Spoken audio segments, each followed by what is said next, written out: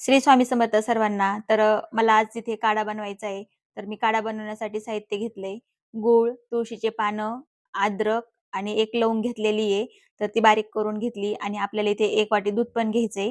तर मी दूध टाकून घेतलं आणि त्याच्यामध्ये गूळ, अद्रक, तुळशीचे पानं आणि ती लवंग आहे ती बारीक केलेली ते पण टाकलेलं आहे आणि त्याच्यानंतर आपल्याला त्याच्यामध्ये हळद पण टाकायची आहे. तर ती हळद जास्त नाही टाकायची, थोडीच टाकायची नाहीतर काढा आहे ना तो कडूसर होईल जास्त. सर्दी, खोकला असं झालं ना, तर आपल्याला हा काढा बनवून प्यावा लागतो आणि तसंही धनश्रीला 2-3 दिवस झालं खोकला येतोय. पण आज जरा जास्तच खोकला येत होता. तर त्यामुळे म्हटलं, की काढा बनवून द्यावं आणि इथे छान असा काढा उकळलेला आहे. तर अ, तर 2-3 वेळा हलवून घ्यायचा काढा, कारण की चांगला उकळतो, उकळून द्यायचा आणि आता आपण इथे काढा गाळून घेऊ. आणि धनश्रीला देऊया. ती आधीच नाटकं करत होती, की मला काढा नकोय. पण तरी आपल्याला द्यायचा आहे तिला. कारण की खोकला कमी होईल, तर तिला उद्या औषध आणायचंय. पण तोपर्यंत आपण काढा देऊया.